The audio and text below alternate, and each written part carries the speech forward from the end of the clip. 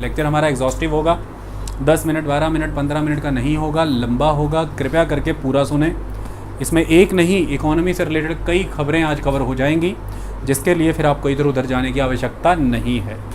उसी के तहत अब हम शुरुआत करने वाले हैं और हम बहुत बेसिक से अप्रोच करके एक एक डिफरेंट एस्पेक्ट टच करेंगे कि स्लो डाउन इकोनॉमी में क्यों है। प्रत्येक एस्पेक्ट को टच करने के बाद हम आपको अल्टीमेट सॉल्यूशंस बताएंगे जो स्ट्रक्चरल एंड साइक्लिकल दोनों कैरेक्टर के होंगे। हम आपको बताएंगे कि कैसे अर्थव्यवस्था को सुधारा जा सके, क्या हमें रिफॉर्म्स अपनाने चाहिए, हमारे पिछले रिफॉर्म्स में क्या कमियां रह गई, सरकार को किन चीज़ों पर अब आगे आने वाले दिनों में ध्यान देना है, इमीडिएट सोल्यूशन क्या है और लॉन्ग टर्म प्लानिंग क्या होनी चाहिए, अभी कैसे मांग को बूस्ट किया जाए और लंबे समय में इस मांग को बनाए रखते हुए हम इन्फ्लेशन को कैसे काबू रख पाएँ। हर चीज़ के ऊपर विस्तार से चर्चा करेंगे, इकोनॉमी के सभी अंगों को छेड़ेंगे। शुरुआत करें। सबसे पहले वर्ड आ जाता है जीडीपी। नॉर्मली हम जब कोई खबर देते हैं, अखबार हैं, न्यूज़ चैनल हैं या कोई वेब पोर्टल हैं जो प्रेपरेशन से डील करता है, ये अज्यूम ही कर लिया जाता है कि जीडीपी पता है। ऐसा नहीं। जब तक हमें जीडीपी के बारे में पता नहीं होगा तब तक हम चीज़ों को नहीं समझ पाएंगे।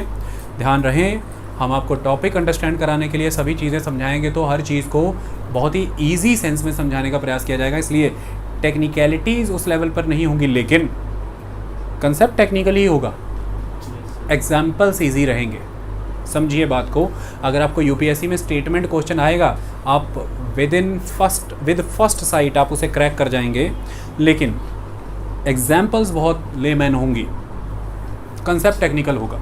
ओके, चलिए समझते हैं चीज़ों को। देखिए, जब हम जीडीपी की बात करते हैं तो क्या होता है हमारे सामने।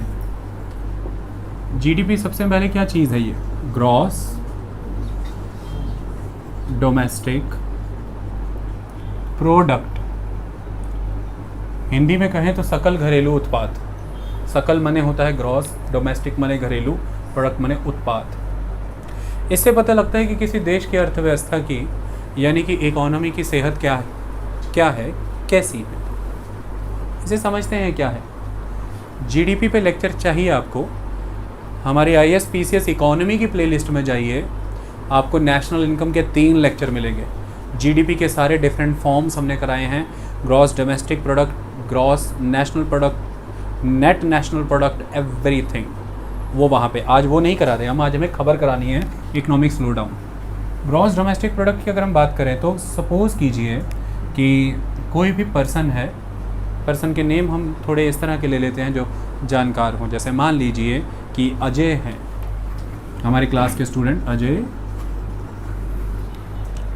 अजय क्या करते हैं? अगर क्लासमेट्स को या कुणाल को ये देखना हो कि अजय की हालत क्या है तो कुणाल क्या करेगा? अजय ने हाउस ले लिया या सेकंड स्टोरी बना ली या हाउस को मॉडर्नाइज कर लिया, रिपेयर कर लिया।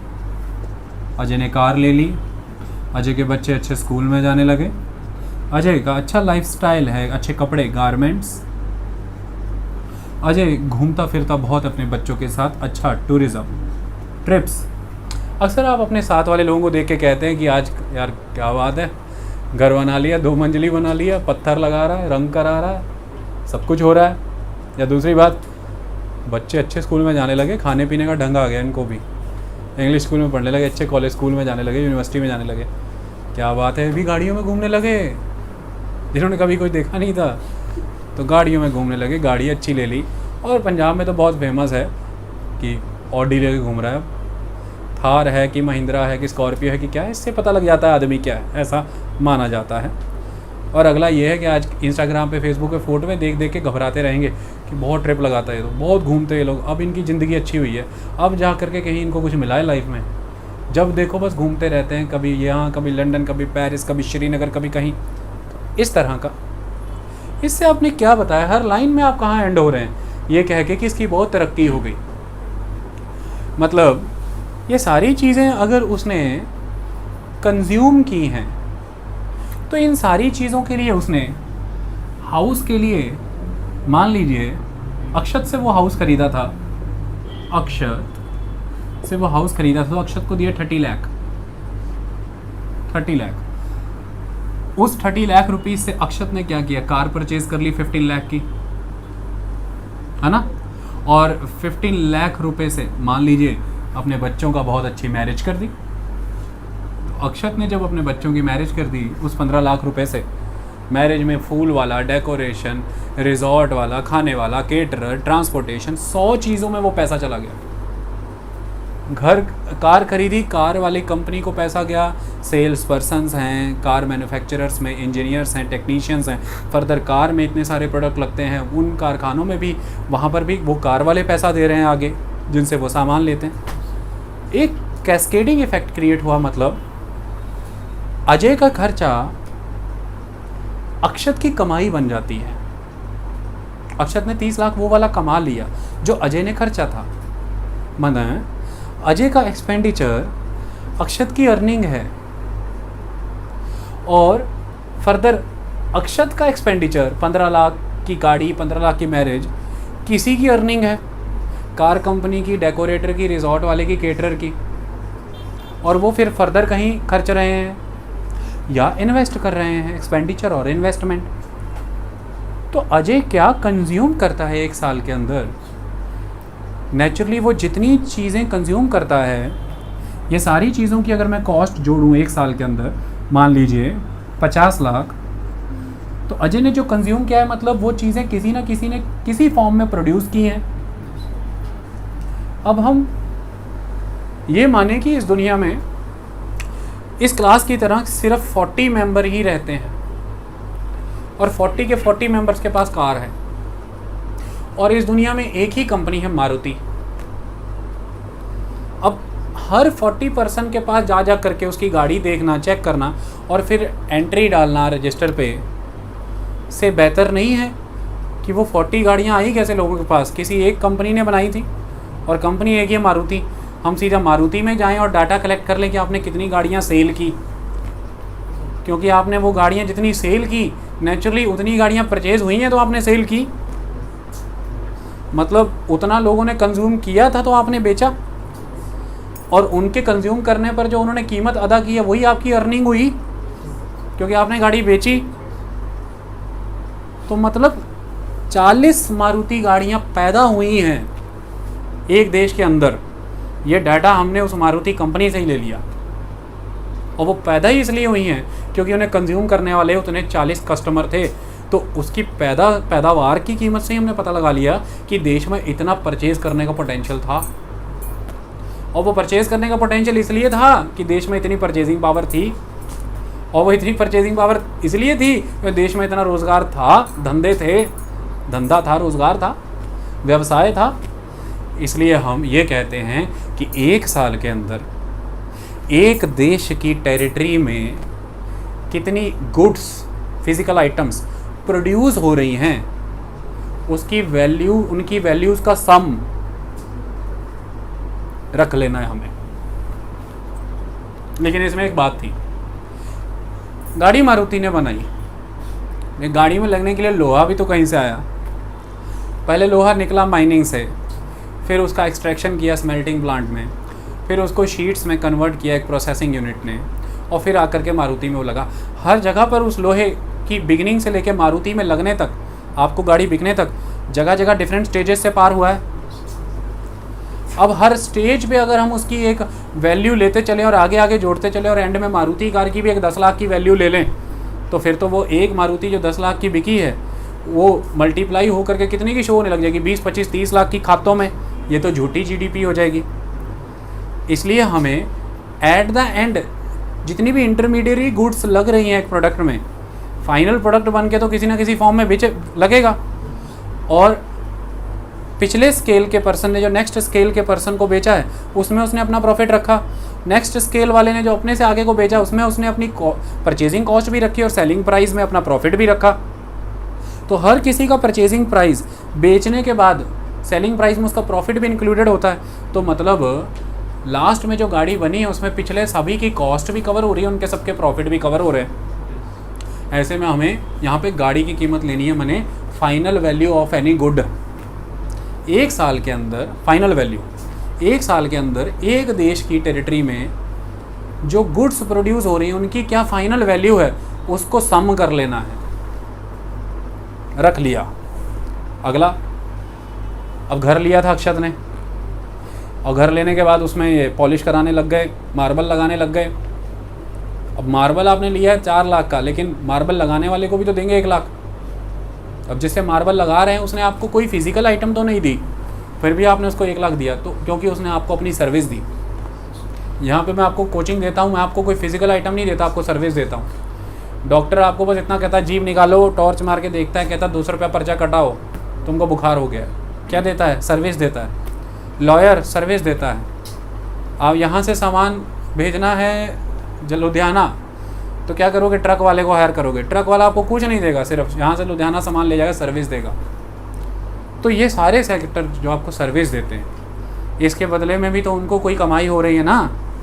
आपने अगर किसी से पत्थर खरीदा, तो मार्बल खरीदा, मार्बल प्रोड्यूस हुआ, मार्बल लगाने वाले से आपने उसकी सर्विसेज ली, तो वो सर्विस भी तो प्रोड्यूस हो रही है। सर्विस पे खर्चा हो गया आपका 1 लाख, उसकी इनकम बन रही है, तो वो इस 1 लाख को भी तो कहीं ना कहीं खर्चेगा, तो वो भी तो इकोनॉमी का पार्ट बन रही। 1 साल के अंदर एक देश की टेरिटरी के अंदर कितने वैल्यू की गुड्स एंड कितने वैल्यू की सर्विसेज प्रोड्यूस हो रही हैं, final goods and services produce हो रही हैं, उसको ऐड करके निकाल लो, बन जाता है जीडीपी, ग्रॉस डोमेस्टिक प्रोडक्ट। और उसी से पता लग जाता है कि देश कहाँ खड़ा है। आई बात समझ में? अब बार कहानी आ जाती, अजय हाउस में रह नहीं रहा, कुटिया में घुस गया, जाके कुटिया में रहने लगा, कार छोड़ करके वापस साइकिल पे आ गया, स्कूल से बच्चे निकाल के घर में ही पढ़ा रहा खुद ही, क्योंकि खुद तो कहीं जाना नहीं होता। गारमेंट जो थे नए नए सारे गारमेंट, उनका कोई इंतजाम जुगाड़ लगा के अब वापस पुरानों पे ही आ गया है, और टूरिज़्म के नाम पे छत पे चला जाता है बस। ये सब पीछे, इसको देख के आप कहेंगे आ गया ना अपनी असली उसी में, मतलब गिर गया। तो जितना अजय एक्सपेंडिचर कर रहा है अब उतना ही किसी की अब अक्षत घर ही नहीं खरीद रहा, अक्षत घर बना के बैठा हुआ, प्रॉपर्टी डीलर है ना ये, घर ही नहीं बिक रहा। अब इसका घर ही नहीं बिक रहा तो इसके हाथ में 30 लाख ही नहीं आ रहा, तो ये 15 लाख की गाड़ी ले ही नहीं पा रहा, शादी 15 लाख में रचा ही नहीं पा रहा। उल्टा इसके गाड़ी चलाने के वांदे आ गए, उल्टा ये बेचने में लगा हुआ है कि गाड़ी बिका दूँ, किसी तरह से घर बनाने के लिए पैसा ले आऊँ। तो इससे फिर पता लगा लेंगे ओहो बेटा, वो 1 साल में एक देश की टेरिटरी में गुड्स एंड सर्विसेज प्रोड्यूस ही नहीं हो रही कुछ, तो मतलब देश का भंडाधार 1 साल के अंदर एक देश की टेरिटरी में कितनी गुड्स कितनी सर्विसेज प्रोड्यूस होती हैं फाइनल। ये एक बहुत बड़ा खेल है देश की इकोनॉमी के लिए, उसी से पता लगा देते हैं देश की अर्थव्यवस्था की रफ्तार क्या है। इसको जीडीपी फिगर लेकर के हम चलते हैं। लेकिन जीडीपी की अगर हम बात करें तो क्या गिरा है अभी, वो समझना जरूरी है। जीडीपी आ गई 5% पे, क्या 5% आ गई? अगर आप अपनी बात करें तो एक नॉर्मल हमारा कैलेंडर ईयर होता है जनवरी से दिसंबर तक, 1 जनवरी से 31 दिसंबर तक। लेकिन अगर हम इकोनॉमी की बात करें तो फाइनेंशियल ईयर होता है। फाइनेंशियल ईयर की बात करें अगर हम, तो वो कैसे स्टार्ट होता है? 1 अप्रैल से, ये कैसे लेगा, मैं अपना स्टाइल है मेरा, 1 अप्रैल से कब तक जाएगा ये? 31 मार्च। तो 1 अप्रैल 2018 से 31 मार्च 2019 तक ये है एक फाइनेंशियल ईयर 2018-19, 2018-19 फाइनेंशियल ईयर। 1 अप्रैल 2018 से 31 मार्च 2019 तक, इसलिए 31 मार्च को टैक्स फाइल कर रहे होते लोग सारे। ये होता है हमारा पूरा एक फाइनेंशियल ईयर 2018 से 19 का। अब इसमें क्या होता है? साइकिल है ना, साइकिल है ना, गोला है ना, तो 4 क्वार्टर होंगे ना, क्वार्टर 1 2 3 4, 12 महीने का अगर पूरा साल है, गोला है, 4 क्वार्टर से अगर देखें तो 3 महीने के 4 क्वार्टर बनेंगे ना, 3 मंथ्स के, तो 3 मंथ्स के 4 क्वार्टर बनते हैं। इसमें फाइनेंशियल ईयर की शुरुआत हो रही है 1 अप्रैल 2018 से 31 मार्च 2019 तक जा रहा है। तो अप्रैल मई जून, ये क्या होगा? क्वार्टर 1, अप्रैल मई जून, अप्रैल पूरा, मई पूरा, जून पूरा। तो इस समय हमारे देश में अप्रैल पूरा, मई पूरा और जून पूरा, ये 3 मंथ का जो फर्स्ट क्वार्टर था उसके जीडीपी फिगर आए हैं 5%। मतलब जून में तो जाकर के ख़त्म ही हुआ 30 जून को, तो फिर सारा डाटा कलेक्शन हुआ जुलाई महीना, सारा करने के बाद अगस्त में पूरा असेसमेंट हुआ और अगस्त एंड में आपके सामने फिगर आ गई। अब क्या होगा, पहला क्वार्टर ख़त्म हो गया था तो दूसरा क्वार्टर शुरू हुआ जुलाई अगस्त सितंबर, सितंबर में वो एंड होगा, अक्टूबर में डाटा कलेक्शन प्रोसेसेस, देन नवंबर एंड तक आपके पास सेकंड क्वार्टर की जीडीपी फिगर आ जाएगी। इसी तरह से जीडीपी फिगर्स आते रहते हैं। तो 4 क्वार्टर हैं, पहला क्वार्टर अप्रैल मई जून वाला, दूसरा क्वार्टर जुलाई अगस्त सितंबर वाला, तीसरा अक्टूबर नवंबर दिसंबर वाला, चौथा जनवरी फरवरी मार्च वाला। और अभी हमारी जो 5% जीडीपी आई है first quarter of the 2019-20 financial year, 2019 से 2020 वाले फाइनेंशियल ईयर की हमारे पास जीडीपी का फर्स्ट क्वार्टर का फिगर आया। ये किस फिगर से डाउन है, हमारे 2018-19 का जो फाइनेंशियल ईयर चल रहा था उसका लास्ट क्वार्टर, माने दिसंबर वाला, जनवरी फरवरी, जनवरी पूरा, फरवरी पूरा, मार्च पूरा, वो क्वार्टर में जीडीपी लास्ट क्वार्टर में थी 5.8%। तो हम 2018-19 के लास्ट क्वार्टर की 5.8% की जीडीपी से 2019-20 के फर्स्ट क्वार्टर की 5% पे आ गए। मतलब कुल मिलाकर के 0.8% का फॉल आ गया है। ओके, अब ये किस में फॉल आया है, यहाँ पे एक प्रॉब्लम बड़ा आपको समझना होगा। जीडीपी हमारा नहीं गिरा है, जीडीपी का ग्रोथ रेट गिरा है। दोनों में बहुत बड़ा अंतर है। कैसे समझा सकता हूँ इस तिलिस्म को मैं, समझिए, वरना आपको कभी समझ में नहीं आएगा, क्योंकि आपको एब्सोल्यूट फिगर्स में जीडीपी दिखाया जाएगा, वो गिरा नहीं है, वो बढ़ा है। हमारा ग्रोथ रेट गिर गया है। कैसे समझाते हैं, आइए समझाता हूँ मैं आपको। इसके लिए आप मेरा साथ देंगे ताकि आपको बात प्रॉपर समझ में आए। हम एक इकोनॉमी लेते हैं छोटी सी, उस छोटी इकोनॉमी को मैं बड़े लेवल पे ऐसे रिपीट करूंगा कि आपको सब समझ में आ जाएगा। क्या समझाना चाहता हूँ मैं सर, सपोज कीजिए 2014 में हम शुरू हुए 100 रुपये की जीडीपी के साथ। जीडीपी कितना था, सिर्फ 100 रुपीज़। जो goods and services domestic territory में प्रोड्यूस हो रहा था उसका वैल्यू था 100 रुपये बस। 2015 में हमारा जीडीपी हो गया 108 रुपया, 108 रुपया। तो कुल मिलाकर के 100 रुपये से 108 रुपये, तो 8 रुपया बढ़ गया ना। और 8 रुपये किस पे बढ़ा है, 100 रुपये पे, और परसेंट निकालना है ना, तो 100 8%। जीडीपी ग्रोथ रेट कितना हुआ, 8%। हम 100 से 8 रुपया बढ़े, जीडीपी ग्रोथ रेट 8%। देखिए, जब आप प्रॉफिट लॉस के सम आपको कराएंगे कभी क्वांट में, तो ये एक सिस्टम रहता है कि कितना प्रॉफिट किया, किस पे किया, उसको डिनोमिनेटर में रखिए, कितना किया उसे न्यूमरेटर में रखिए, इंटू 100% निकल आता है। ओके, इस तरह से हम प्रॉफिट परसेंट, लॉस परसेंट निकाला करते थे।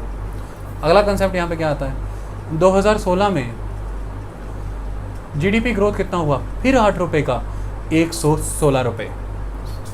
8 रुपये का जीडीपी ग्रोथ हुआ है। जीडीपी वॉल्यूम 8 रुपये बढ़ा है, पहले भी 8 रुपये बढ़ा था, आज भी 8 रुपये बढ़ा है। लेकिन अब आप मुझे फटाफट कैलकुलेटर पे एक फिगर निकाल के दीजिए कि 8 डिवाइडेड बाय 108 इंटू 100 कितना आया। कौन कैलकुलेटर, जल्दी निकालो, टाइम नहीं अपने पास, जल्दी निकालो, परसेंटेज निकाल के दो। 8/108 इंटू 100 कितना हुआ, और जो है 7 और निकालते रहना। अब आप कितना आया, 7.4%। Look at the charm, GDP 8 रुपये बढ़ा ही है। 100 से 108 हुए, 108 से 16 हुए, लेकिन आपको दिखाया जा रहा है कि जीडीपी का वॉल्यूम तो देखिए 8 रुपये फिर बढ़ा है। ये 8 रुपये की बात कर रहा हूँ। आज हमारे देश में इकॉनमी $3 ट्रिलियन की है, $3 ट्रिलियन, है ना। अरब खरब पता है ना, अरब खरब क्या रहता है, बिलियन क्या रहता है, बिलियन, और ट्रिलियन खरब। 100 लाख रुपए का क्या होता है, 1 करोड़। तो 100 करोड़ का क्या होता है, 1 अरब। 1 अरब और 100 अरब का क्या होता है, 1 खरब। 3 खरब डॉलर की, 3 खरब रुपए नहीं है, कहीं फंसना जाना, 3 खरब डॉलर की इकोनॉमी है ये। ओके, $3 ट्रिलियन की। उसमें इमेजिन करना जरा, 8 रुपये के हिसाब से बढ़े, लेकिन 0.6% का गिरावट जीडीपी में आ गया, 7.4%। 8 से 7.4 आते ही हमारी बाय वॉल्यूम 8 रुपीज़ से 116 हुए, 8 रुपये की बढ़ोतरी दर्ज हुई है, लेकिन हम 0.6% गिर गए हैं। अब इसको ज़रा जीडीपी लेवल पे इमेजिन करो, 0.6% गिरना क्या होता होगा। अगला फिगर 2017 रुपीज़ 116, 8 का पहाड़ा 124, जीडीपी फिगर बताइए। 6.8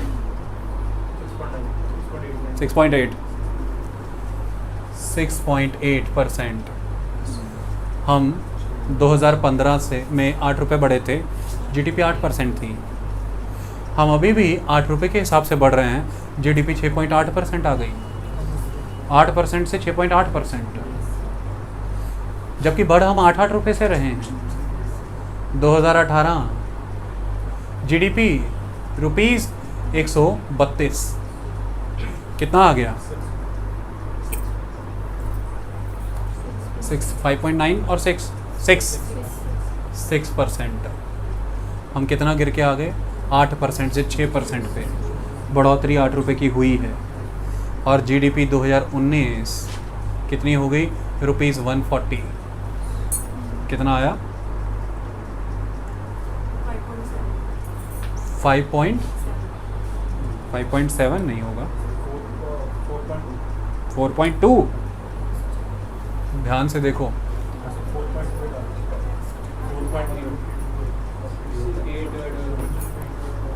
ध्यान से काउंट, 5.7 कितने से कितने पर, फिर यहाँ पर 6.6% नहीं होना चाहिए था, यहाँ पे 5.7% कैलकुलेशन में। हाँ रोको यार, ये क्लियर हो गया।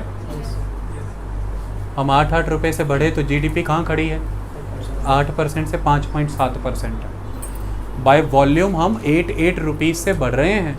अब अगर आपको कोई ये कहे कि ये क्या हुआ है अल्टीमेटली, वो अब यहाँ पे तिलिस्म समझाते हैं। हम क्या करते हैं, हमारी 2015 में जीडीपी 8% थी, अब हम वॉल्यूम को छोड़ के परसेंट वाला पहाड़ा पढ़ते हैं जो सभी देश की अर्थव्यवस्थाएं पढ़ती हैं, 8%। अब अगले ईयर हमारा टारगेट है 8% जीडीपी मेंटेन करना। तो 8% जीडीपी मेंटेन किया तो हमारा ग्रोथ 108 से बढ़ के 116 नहीं 116.64 हो गया। मैंने 0.64 हमने पिछले से इस बार ज़्यादा ऐड किया है। मतलब जितने न्यू माउथ ऐड हुए, जितने न्यू हैंड ऐड हुए इकोनॉमी में, हम उन्हें एब्जॉर्ब करने का दम रखते हैं, क्योंकि हम जो पहले से एडजस्ट हो रखे मेंबर, प्रोडक्शन, एवरीथिंग, उससे ज़्यादा अब अपने आप की रीच को बढ़ा रहे हैं। हमने जब 2016 में 8% रखा तो हमारा 2017 में 8% रखा। लुक एट दिस, 125.97, मतलब 124 की बजाय आप इस समय 125.97, मतलब लगभग 2 रुपया जीडीपी आपकी ज़्यादा बढ़ रही 124 थी, बढ़ी आपकी 2 रुपया ज़्यादा। ये 2 रुपया जीडीपी बहुत सारी चीज़ों को अपने अंदर एब्जॉर्ब कर लेगी। नई बढ़ती जनसंख्या, नई बढ़ती मांग, नए बढ़ते उद्योग धंधे, सबको। हमने जब 8% ही मेंटेन रखा तो 2018 में हमारी जीडीपी 136.046 हुई, जो कि 132 चल रही थी। यानी कि हम लगभग 4 रुपये ज़्यादा ऐड कर पाए हैं जीडीपी में। और जब हमने 2019 में 8% रखा, हमारी जीडीपी 146.97, मतलब लगभग हम 7 रुपये ज़्यादा ऐड कर पाए जीडीपी में। 8% ग्रोथ रेट को मेंटेन करके हम 100 रुपये से शुरू हुए थे, आज हम हर बार 8 रुपये का वॉल्यूम बढ़ा रहे हैं। वो है 7 रुपये और एक्स्ट्रा ऐड हुए, देखिए ध्यान से। इसलिए GDP figure is very important, क्योंकि ये ग्रोथ रेट है। जैसे उदाहरण, यहाँ से आप टेक ऑफ हुए थे, अगर मैं पहला उदाहरण लूँ तो वो ये है, टेक ऑफ हुए,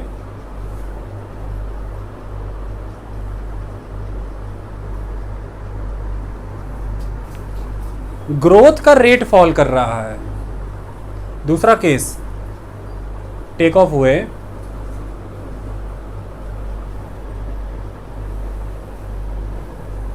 ग्रोथ का रेट बढ़ रहा है।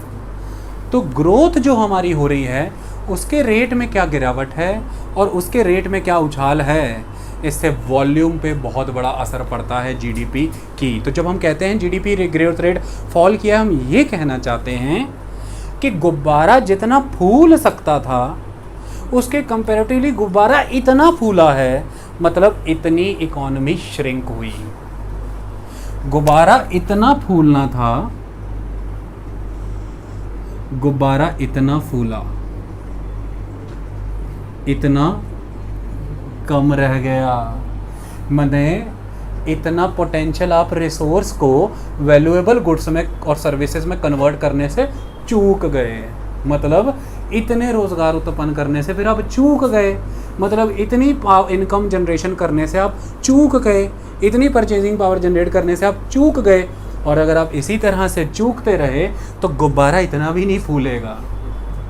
अगर अगली बार गुब्बारा इतना फूला हुआ था पिछली बार और फूलना चाहिए था इतना या इससे अधिक, गुब्बारा आप फुला रहे हैं इतना। इस तरह से हम गुब्बारा जितना फूलना चाहिए था उससे चूकते चले जाएंगे। आई बात समझ में? तो इसका मतलब ये नहीं है कि हम एक्चुअली में इस बार पिछली बार से जो प्रोडक्शन कर रहे थे उतना प्रोडक्शन इस बार नहीं कर रहे।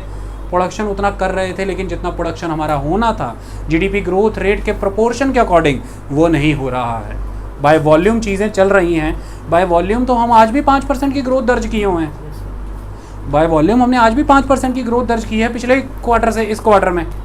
लेकिन मुद्दे की बात यह है कि ग्रोथ प्रेडिक्टेड थी 5.8%, 5.9% हमने की, 5% 0.8 की गिरावट है।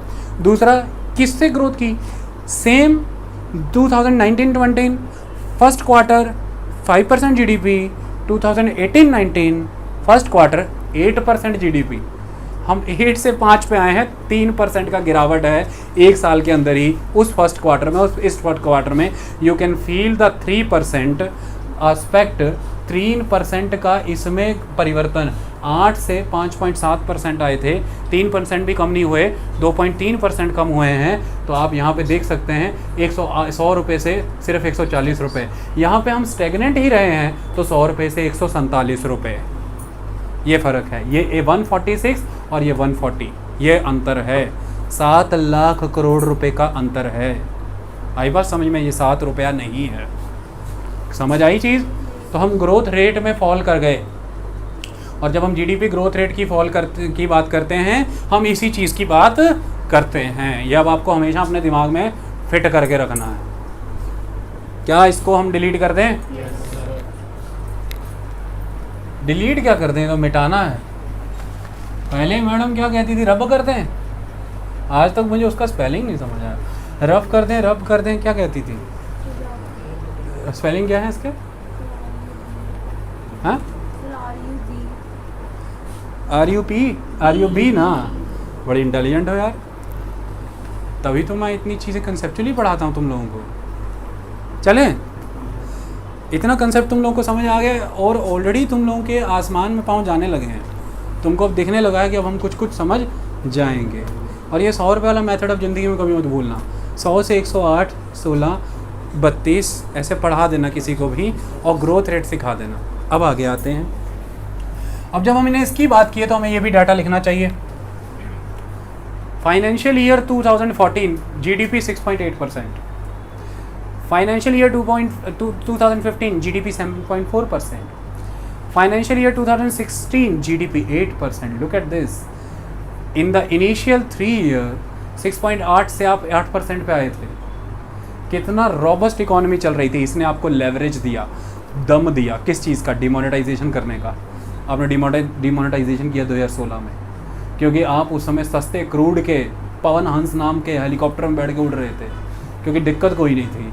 आपको पता है चाहों दिशाओं में आप ही का नाद बज रहा था, मॉनसून भी ठीक चल रहे थे, सब कुछ था। तो हम 6.8 से 8% पे आए, और हम ये कह पाए कि अच्छे दिन आने वाले हैं। पुराने सरकार की कुरीतियों को हमने दूर कर दिया। ओके, फिर क्या हुआ? आइए, असर होना शुरू होगा। अभी हुआ नहीं। 2017 8.2%, लेकिन 2018 7.2%, क्योंकि 2017 के मिड में जीएसटी भी आ गया और डिमोनेटाइजेशन का दंश भी उभर के आने लगा था। 2018 में 7.2%, 2019 6.8%। हम कहाँ से शुरू हुए थे? हम कहाँ आ गए? 6.8। ये कहाँ आ गए हम? यूं ही साथ साथ चलते। मनमोहन सिंह कह रहे हैं नरेंद्र मोदी को, हमें मिलना ही था हमदम, किसी राह भी निकलते। सही बात है, आ रहे हैं वो कहते हमें मिलना ही था, तुम किधर उड़ रहे थे। That is the aspect. क्या समझाना चाहता हूँ मैं इस चीज़ से?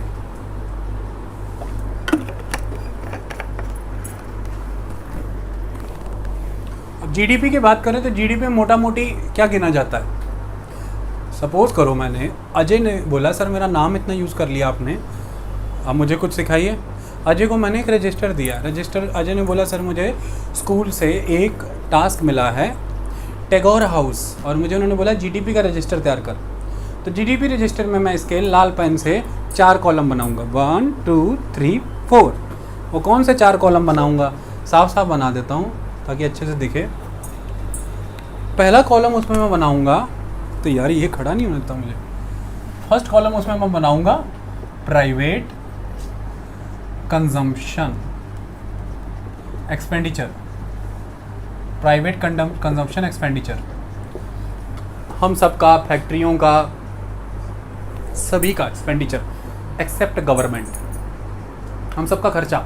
ओके, अगला ये पहला कॉलम लाल लकीर लगा के बना दिया जिन्हें। दूसरा कॉलम ये ऐसे लाइन लगा ली, यहाँ पे आइटम्स लिखने शुरू करेगा ना। अगला हेडिंग इसने क्या बनाई? गवर्नमेंट, इसको ऐसे भी कह सकते हैं गवर्नमेंट, मैं गवर्नमेंट कहता हूँ, ठीक है। कोई बच्चा आपका वीडियो देख के कहे यार सर तुम्हारे तो गवर्नमेंट भी नहीं बोलना आता, बोलो सर ऐसे बोलते हैं, ऐसे बोल भी लेते हैं गवर्नमेंट। गवर्नमेंट तो गवर्नमेंट एक्सपेंडिचर, गवर्नमेंट एक्सपेंडिचर का एक खाता बना दिया इसने। अगला कॉलम बना दिया इन्वेस्टमेंट, इन्वेस्टमेंट का बना लिया। और अगला खाता, कितनी छोटी जगह छोड़ी, अजय ऐसा नहीं करना रजिस्टर में। अगला है net export, net export. Net export का मतलब क्या है? मान लीजिए आपने 1 लाख रुपया, 1 लाख टोटल आपके देश से एक्सपोर्ट हुआ है, निर्यात टोटल 1 लाख रुपया। कोई बोले 1 लाख रुपया बंडल भेज दिया, अरे यार 1 लाख रुपए की गुड्स एंड सर्विसेज आपने एक्सपोर्ट की हैं और विश्व भर से आपको 1 लाख आया है। लेकिन आपने पूरे वर्ल्ड से 50,000 की गुड्स एंड सर्विसेज इंपोर्ट भी की हैं, तो आपको वो 50,000 भेजना भी तो होगा वापस। तो कितना एक्सपोर्ट किया है उसमें से माइनस कितना इंपोर्ट किया है, वो तो तभी तो नेट निकलेगा ना। तो वो जो नेट आज हमारे बैलेंस जेब में क्या है? 50,000 रुपया। 1 लाख एक्सपोर्ट किया था, 1 लाख का माल 50,000 का खा गए, तो जेब में क्या बचा? 50,000 का माल। तो हमारी जीडीपी में तो वही गिना जाएगा ना। समझ आएगी नहीं बात? वो जो हमने 50,000 रुपये उन लोगों को दिया तो वो तो उनके देशों की जीडीपी में गिना होगा। तो इस वजह से इसे नेट एक्सपोर्ट कहते हैं। तो net export, investment, government expenditure और प्राइवेट कंजम्पशन एक्सपेंडिचर, ये सारे 4 कॉलम बना के अजय ने ऐसा दिखा दिया सर ये है जीडीपी। ठीक है, इसमें बहुत कॉम्प्लेक्सिटीज़ होती हैं, सब कुछ होता है, वो फिर छोड़ दे सरकारी दफ्तरों के ऊपर। इतना मोटा मोटा ये देख लो 4 हेडिंग होती हैं। इसमें से हमारे देश की अर्थव्यवस्था जब काउंट होती है उसमें इन 4 कॉलम में से अजय कहेगा सर मेरा तो दिमाग फट गया देख के। बोलो क्या? बोला अकेला 60% तो सर कंपोनेंट यही वाला होल्ड कर रहा है, प्राइवेट कंजम्पशन एक्सपेंडिचर। मतलब हमारे देश की जीडीपी में, हमारे देश की अर्थव्यवस्था में हमारी इंटरनल जो प्राइवेट हाउस होल्ड जो कंजम्पशन है हमारा, वही 60% कंट्रीब्यूट करके जाता है। और इसी के दम पे हमारी इकोनॉमी चल रही है, जीडीपी चल रही है। हम 2008 के रिसेशन में, 2008 की वैश्विक आर्थिक मंदी में इसलिए ख़त्म नहीं हुए थे क्योंकि हमारा तो जीडीपी के कंपोनेंट में 60% तो अपना खुद का ही कंजम्पशन है। तो हमारे प्रोड्यूसर बड़े खुश हुए उस समय, कहते हैं शुक्र है माँ भवानी, इतना सारा जनसंख्या है कि खाते ही रहेंगे और कभी भी डूबेंगे नहीं। हमको अमेरिका और यूके को खिलाना ही नहीं है, उनके परचेजिंग पावर में कमी आई है, हमारे लोगों के नहीं। इस वजह पे हम तब बच गए, हमारी इकोनॉमी इंटरनल कंजम्पशन की ग्राउंड पे बच गई। ओके, और हम लंबे समय से इस इंटरनल कंजम्पशन के ग्राउंड पे खेल रहे हैं क्योंकि 130 करोड़ लोग हैं, 1.3 बिलियन पॉपुलेशन। ऐसे में जब आपके पास टेक्नोलॉजी की कमी है, जब इन्वेस्टमेंट्स की कमी है, आप इन 130 करोड़ लोगों के माउथ को ही अपनी इकोनॉमी की स्ट्रेंथ बनाते हैं कि कंज्यूम कितना करते हैं। जितना कंज्यूम करने की पावर उनमें डालेंगे उतना प्रोडक्शन का पावर आएगा आपके देश के अंदर। ये बड़ी बात है। आई बात समझ में? तो हमारा देश 1991 की उस समय के हमारे वित्त मंत्री पीवी नरसिम्हा राव के अंदर, पीवी नरसिम्हा राव उस समय प्रधानमंत्री थे, वित्त मंत्री उस समय डॉक्टर मनमोहन सिंह, उनके द्वारा जो पॉलिसी रखी गई थी liquid privatisation, liberalisation, privatisation, globalisation, LPG, उसके बाद से अब तक इसी दम पे हम खेले थे कि हमारे उद्योग धंधे और बाकी चीज़ें खड़ी हो गई क्योंकि हमारी इंटरनल डोमेस्टिक कंजम्पशन डिमांड बहुत थी। उसके दम पे हमारे उद्योग धंधे खड़े हो गए। आई बात समझ में? हमारे खड़े नहीं हुए, उनके भी खड़े हुए। कोलगेट को हमने समर्थन कर दिया, कोलगेट हमने कंज्यूम किया, अपना बबूल और बाकी सब उड़ा दिया। इतनी कंजम्पशन है कि बाबा रामदेव 10,000 करोड़ पे चले गए। 10,000 crore turnover is not easy. Hindustan Unilever काँप रहा है। तो ये आपकी पॉपुलेशन का कंजम्पशन बेस है। इसलिए वर्ल्ड लेवल पे सभी countries WTO, World Trade Organization में जाकर कहती हैं कि इनको बोलो अपने बाज़ार खोलो, बाज़ार खोलो, बाज़ार खोलो, ताकि हम इनकी मार्केट को एक्सेस कर लें और प्रोडक्शन भी करें यहाँ से, इनकी सस्ती लेबर, सस्ती ज़मीन और सस्ते पर्यावरण के नियमों को इस्तेमाल करके, और इनके लोगों को कंजम्पशन भी कराएं, क्योंकि कंजम्पशन तो यही करते हैं। अब जिन देशों की, अब ऑस्ट्रेलिया, जनसंख्या ही भारत के छत्तीसगढ़ के जितनी है, क्या कंजम्पशन करेंगे? अमेरिका, जनसंख्या ही भारत के राज्यों के बराबर है, तो क्या करेंगे? भारत जनसंख्या और उधर से कहीं चीन मिल जाए, भारत चीन के लोगों को एक साथ अगर दौड़ा दो देश पे, दुनिया में ऐसे बोलो एक लाइन हाथ पकड़ के दौड़ना शुरू करो, सभी नदियाँ, जंगल, झील, झरने सब मतलब फ्लैट हो जाएंगे जब ये दौड़ेंगे। समझ आई? इतना इनमें सामर्थ्य है। तो ये चीज़ों को अंतर्राष्ट्रीय बाज़ार में अंतर्राष्ट्रीय विक्रेता, प्रोड्यूसर, डिस्ट्रीब्यूटर सब देखता है और वो उसी हिसाब से काम करता है। इस कंजम्पशन में क्या प्रॉब्लम आ गई, क्यों इसकी तबाही हुई है, इस पे बात करते हैं। सारी चीज़ों को अब सिलसिलेवार तरीके से समझते हैं, बहुत सारे अलग एंगल से आपको समझाएंगे, डिफरेंट वे में। सबसे पहले एक बात आपको मैं बता देता हूँ कि इस समय होता क्या है। जब आप किसी अच्छे इकोनॉमिस्ट से कहेंगे तो वो कहेगा it's a time of demand and supply economy, government not need to interfere unduly into the economic processes of the nation. Ultimate aspect उसका क्या, वो कहना चाहता है कि डिमांड एंड सप्लाई का खेल है। जैसे एक उदाहरण के तौर पे समझाता हूँ, जैसा हमें MBA में सिखाते थे सर, वो क्या था, सपोज़ कीजिए कि आप आइसक्रीम खाते हैं और आइसक्रीम की कीमत है 5 रुपये, ठीक है? तो 5 रुपीज़ 5 की आइसक्रीम है, आपके पास 20 रुपया है, तो आप कितनी आइसक्रीम परचेज़ करेंगे? 4 आइसक्रीम ले लोगे कि नहीं? क्योंकि उस समय इस दुनिया में 2 ही चीज़ें हैं, एक आप और एक आइसक्रीम। आप नहीं कह सकते कि मैं 5 रुपये का मैसेज पैक डला के चैटिंग कर लूँगा अपनी सहेली से। है ही 2 ही चीज़ें पृथ्वी पे। इकोनॉमी जब भी पढ़ाई जाती है ऐसा बोला जाता है कि let's assume only 2 things, ice cream and you. इसमें क्योंकि फिर आप शैतानी करोगे ना कि सर मैं 5 रुपये में आइसक्रीम नहीं खाना चाहता, मेरे दांत ख़राब हैं और मैं तो खाना चाहता हूँ, फ्रूट बियर पीना चाहता हूँ। फिर फ्रूट बियर भी पीनी है तो सिर्फ फ्रूट बियर होगी और तुम होगे, मतलब जो भी करना है बस तुम और वो होगा। फिर ज़िंदगी समझ आएगी। इकोनॉमी फंडे तब समझ आते हैं। अगर अपनी मर्जी से कुछ भी करते चले जाओगे तो वो कर्व नहीं बनेगी, डिमांड कर्व, सप्लाई कर्व, वो बनानी पड़ती है। ऐसे में 4 आइसक्रीम मिल जाएंगी, 5-5 रुपये की आइसक्रीम है। आइसक्रीम वाले को दिखा, कहता क्या बात है, मैंने 5 रुपये की आइसक्रीम कर ली है, तो मेरी रेहड़ी के आसपास लाइनें लगा के खड़े हैं लोग। तो ऐसे में एक आदमी कह रहा भैया जल्दी दो, मेरे को जल्दी दो। एक लड़की गाड़ी से थी, भैया मेरे को जल्दी दो। तो अब उसने जब बोला मेरे को जल्दी दो, तो भैया ने बोला हाँ आपको मिल जाएगा जल्दी भी 10 रुपये का। उसने बोला हाँ 10 लो 20 लो जितना लेना, मेरे को जल्दी दो। उसने देखा यार इतना डिमांड है तो 10 रुपये देने को तैयार है, पिछली लाइन तोड़ के आगे आना चाहती, जल्दी प्रोडक्ट चाहती है, जल्दी चाहती है। तो 10 रुपये आइसक्रीम का रेट कर दिया उसने। अब जब 10 रुपये आइसक्रीम हो जाएगी ₹10, तो आप कितनी आइसक्रीम ले सकते हैं? आपके पास 20 ही रुपया है, आइसक्रीम हम लेंगे 2। आई बात समझने? मतलब डिमांड ने डिसाइड किया कि प्रोडक्ट की कीमत क्या होगी। डिमांड ने डिसाइड किया कि प्रोडक्ट की कीमत क्या होगी। अब ये दीवाना हो गया आइसक्रीम वाला, कहता है यार मैं 2-4 आइसक्रीम ही क्यों बनाऊँ, 10-10 रुपये की आइसक्रीम बिक रही है, मैं ज़्यादा बनाऊँगा। आइसक्रीम ज़्यादा बनाने लगा। जब आइसक्रीम ज़्यादा बनाने लगा, आइसक्रीम डब्बा भरा पड़ा है, लोग आ रहे हैं, हाथ मार रहे हैं और 10 रुपये मुँह फेंक रहे हैं, चल आइसक्रीम हो गया। आइसक्रीम 1 मिनट में बिक रहा है। जब इतना ज़्यादा आइसक्रीम का सप्लाई हो गया तो लोग सेटिस्फाई हो गए और अब लोग फुटपाथ पे बैठे खा रहे हैं आइसक्रीम, लेकिन आइसक्रीम डब्बा अभी भरा पड़ा है और वो मुंह देख रहा है, कहता कोई आइसक्रीम वाला नहीं है क्या, आइसक्रीम पिघल जाएगी, ख़राब हो जाएगी।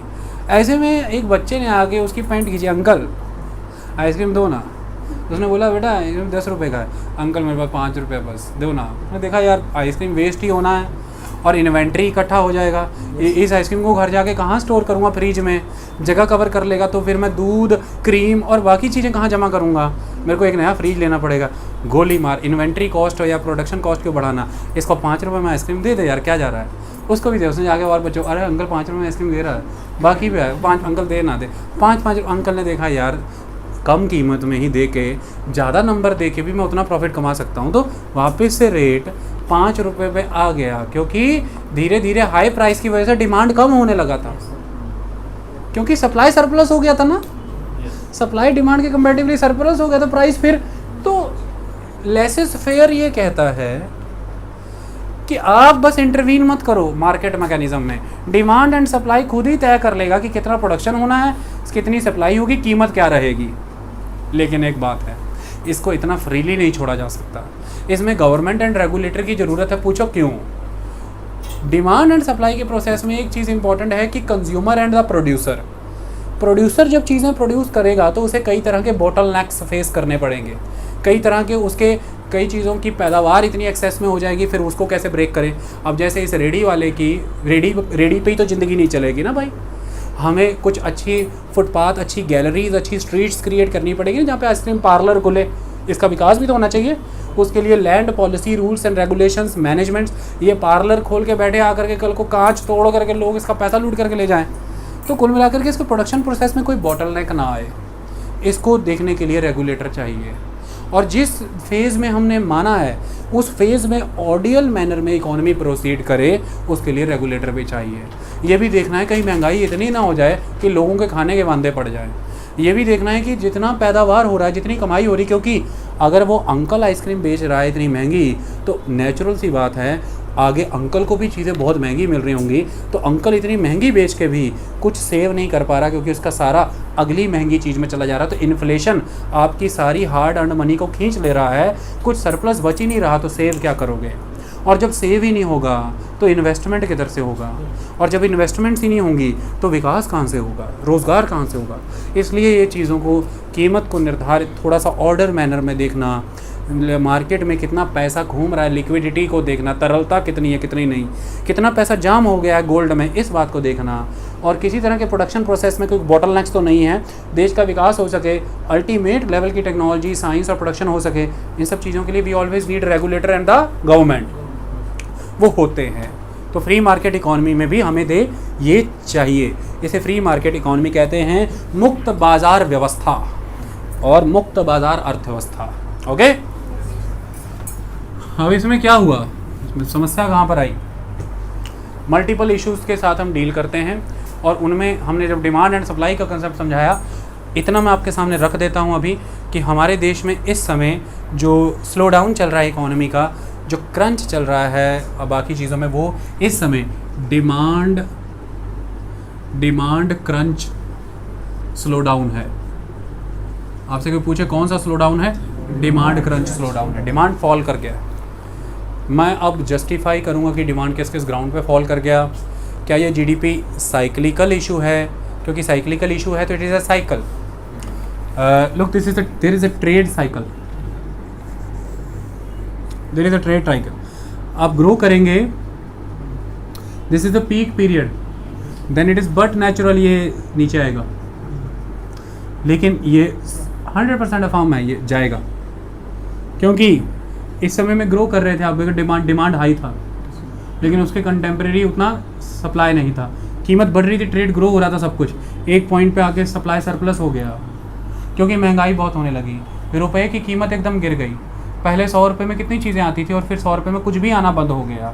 इस तरह से चीज़ें बिखरने लगी, और फिर एकदम से लोगों ने डिमांड कम करी जब, और उस उधर से सप्लाई सरप्लस हो गया था, कीमतें फॉल कर गई, अब डाउन जाएंगे। लेकिन इसके बाद जब आपने फिर प्रोडक्शन एकदम ही रोक दी है, प्रोडक्शन एकदम रोक दी, पुरानी इन्वेंट्री सब मेंटेन कर ली, और फिर से मांग तो है ही, एक लेवल पे मांग तो है ही, फिर से डिमांड तो है ही, तो फिर से डिमांड सर्ज करेगी, कीमतें फिर से बढ़ेंगी, प्रोडक्शन फिर से इंक्रीज होगा, एम्प्लॉयमेंट फिर से बढ़ेगा, फिर ग्रो करेगा, फिर it is a cyclic character. तो अगर if it is like cycle, तो ये अपने आप इम्प्रूव होगा, गवर्नमेंट को यहाँ पर आकर के इंटरवेंशन करना, इस पॉइंट पे आके इंटरवेंशन करना होगा कि स्टिमुलस पैकेजेस देना होगा। गवर्नमेंट को यहाँ पे कोशिश करना होगा कि गवर्नमेंट किसी तरह से भी डिमांड को बूस्ट कर दे, डिमांड बूस्ट करने के लिए स्टिमुलेट कर दे प्रोसेस को, मतलब कि जो मल्टीप्लायर इफेक्ट है इकोनॉमी का, उसको मल्टीप्लायर इफेक्ट को इनिशिएट कर दे या फिर एनहांस कर दे। पहले से चल रहा है तो एनहांस कर दे, और अगर स्टैंड स्टिल है तो इनिशिएट कर दे। मल्टीप्लायर इफेक्ट अभी एक एग्जांपल से समझेंगे, बड़ा खूबसूरत, अजय अक्षर। ओके, अब मुद्दे की बात यहाँ पर ये है कि यहाँ पर आप इंटरवेंशंस कर सकते हैं, आप स्टिमुलस दे सकते हैं। स्टिमुलस कई तरह से दिए जाते हैं जो मैं अभी आपको समझाऊंगा, और फिर इकॉनमी फिर सर्ज कर जाएगी, ठीक है, और फिर से। लेकिन इसके अलावा बहुत सी चीज़ें होती हैं, वो होते हैं कि क्या ये इकोनॉमिक स्लो डाउन कहीं स्ट्रक्चरल गड़बड़ी तो नहीं है। इकोनॉमी का एक ढांचा होता है, माइक्रो इकोनॉमी, मैक्रो इकोनॉमी के सिस्टम से हम डील करते हैं। इसमें हमें बस जब भी ये देखना है, आपसे कोई पूछे कि भैया देश की तुम्हारी अर्थव्यवस्था कैसी है, कुछ चीज़ों को जा करके चेक किया करना। क्या चेक? कि आपकी करेंसी का इस समय वैल्यू क्या चल रहा है एज़ कम्पेयर टू डॉलर, इसको देख लेना। सेकंड, आप देखना कि एम्प्लॉयमेंट क्या रेट है, उस चीज़ को चेक कर लेना। तीसरा, चेक कर लेना कि index of industrial production IIP कितना है, कितना इंडस्ट्री प्रोडक्शन कर रही है, उसको चेक कर लेना। चौथा देखना महंगाई का दर क्या है, wholesale price index and consumer price index कहाँ पर चल रहा है, उसको देख लेना। तो employment, consumer price index, wholesale price index, index of industrial productions and forex transaction rates, इन चीज़ों को जब हम पूरी तरह से देखते हैं तो इससे हमें पता लग जाता है इंडस्ट्री, एक इकोनॉमी की सूरत क्या चल रही है, डिमांड एंड सप्लाई कंसेप्ट क्या चल रहा है। अब इसके बेसिस पर हम देखें तो कुछ स्ट्रक्चरल गड़बड़ियाँ हो सकती हैं इकोनॉमी में। वो गड़बड़ियाँ हो सकती हैं, टैक्स में कोई इशू हो सकता है, तो tax system is not proper, उसमें कोई गड़बड़ी है, पहला एस्पेक्ट। सेकेंड इंपॉर्टेंट एस्पेक्ट, जब आपने देखा कि टैक्स सिस्टम में कोई ना कोई गड़बड़ी है। दूसरा, फॉरेन करेंसी को मैनेज करने को लेकर के, यानी कि आपके जो एक्सचेंज रेट्स हैं वो इंटरनेशनल लेवल पर सेटल नहीं बैठ रहे, या तो किसी तरह की मैनिपुलेशंस हैं, या तो डेलिब्रेट डिवेल्युएशंस हैं, या फिर हाइक की जा रही है, और या फिर आपके लेवल पर एक्सपोर्ट्स उस लेवल पर नहीं हो पा रहे कि आप उतने फॉरेन रिजर्व्स अर्न कर पाएँ कि आप अपने इंपोर्ट्स को पे कर सकें। इस तरह से ये चीज़ों को देखना ज़रूरी होता है। अगला आपको ये देखना होता है कि गवर्नमेंट की तरफ से जो इन्वेस्टमेंट्स हो रही हैं वो किन एरियाज़ में प्रॉपरली करने की ज़रूरत है, कोई स्ट्रक्चरल गड़बड़ी तो नहीं। एग्रीकल्चर को ज़रूरत है, ऑटोमोबाइल, मैन्युफैक्चरिंग इंडस्ट्री में हमें देखना होता है कि क्या हम ऑर्गेनाइज सेक्टर को सपोर्ट करना है कि अनऑर्गेनाइज सेक्टर को सपोर्ट करना है। हमारे देश में आज अव्यवस्थित यानी कि असंगठित जो उद्योग जगत है, यानी कि अनऑर्गेनाइज सेक्टर 94% लोगों को एम्प्लॉयमेंट देता है, और 45% by value, 45% by total value produce करता है। ऐसे में आपके रिफॉर्म्स, आपके पैकेजेस, आपके सपोर्ट्स अगर 6% वाले ऑर्गेनाइज सेक्टर को जा रहे हैं और 94% वाला अनऑर्गेनाइज सेक्टर इग्नोर हो रहा है, तो there is a kind of structural issue. तो स्ट्रक्चरल इशू तो नहीं चल रहा है कोई, लोग क्या पढ़ करके निकल रहे हैं और क्या जॉब्स उधर से क्रिएट हो रही हैं, क्या स्ट्रॉन्ग मिसमैच तो नहीं चल रहा है, ओपन अनएम्प्लॉयमेंट तो नहीं है कि जॉब है लेकिन लोग करना नहीं चाहते क्योंकि वो उनके जो उनकी रिक्वायरमेंट्स हैं या जो उनका कैलिबर है, जो उनकी एजुकेशन उससे बहुत कम है। क्या किसी तरह की स्ट्रक्चरल अनएम्प्लॉयमेंट तो नहीं है कि बच्चों में जो एजुकेशन है इंडस्ट्री की रिक्वायरमेंट उससे टोटल अलग है, देयर इज़ अल्टीमेट मिसमैच। तो ये स्ट्रक्चरल एस्पेक्ट्स हैं। इन सारे स्ट्रक्चरल, आपके टैक्सेशन सिस्टम्स कैसे हैं, आपकी फिस्कल पॉलिसीज़ कैसी चल रही हैं, आपकी मॉनेटरी पॉलिसी सिस्टम किस तरह से चल रही हैं, ये सारी चीज़ों को अगर एक बार देखना है किस दिशा में रिफॉर्म्स लेने की ज़रूरत है, हमें किन क्षेत्रों में FDI लाना चाहिए, किन क्षेत्रों में नहीं लाना चाहिए, हमें इंटरनेशनल डील्स कैसी क्रैक करनी चाहिए, एक्सपोर्ट्स कैसा इंक्रीज़ करना चाहिए, कैसा नहीं करना चाहिए, ये पूरा का पूरा एक ढांचे को बदलने की ज़रूरत तो नहीं है। क्या ये सिंपल एक डिमांड सप्लाई कंसेप्ट ही है क्या साइक्लिक, या पूरा ढांचा बदलने की ज़रूरत है? अगर ढांचे के आधार पर गिरी है अर्थव्यवस्था तो ट्रीटमेंट अलग होता है, और अगर साइकिल के हिसाब से गिरी है तो ट्रीटमेंट अलग होता है। इन दोनों ग्राउंड्स पे हमें कंसिडर करना पड़ेगा। एंड अकॉर्डिंग टू मी इस समय की हमारे देश की economic slow down cyclic and structural दोनों का कॉम्बिनेशन है। It's a combination of cyclic and structural decline of the economy. Okay, economic slow down. चलिए डिमांड साइड को समझाने का प्रयास करते हैं। क्या है इस समय एक वर्ड मार्केट में घूम रहा है कि लिक्विडिटी क्रंच है। लिक्विडिटी क्रंच है। लिक्विडिटी क्रंच क्या होता है? तरलता नहीं है बाजार में, तरलता